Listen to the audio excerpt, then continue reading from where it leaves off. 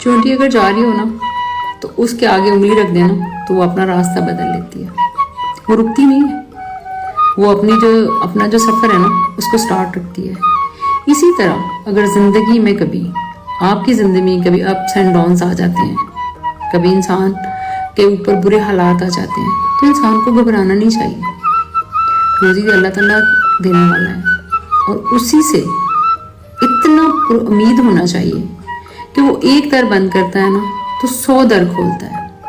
अगर वो कोई चीज़ आपसे इस टाइम पे ले रहा है ना तो वो डेफिनेटली आपको कोई बेहतर चीज़ देगा, लेकिन इंसान का यकीन होना चाहिए। आग लगाने वालों को कहाँ खबर कि रुख हवाओं ने बदला तो खाक वो भी होंगे।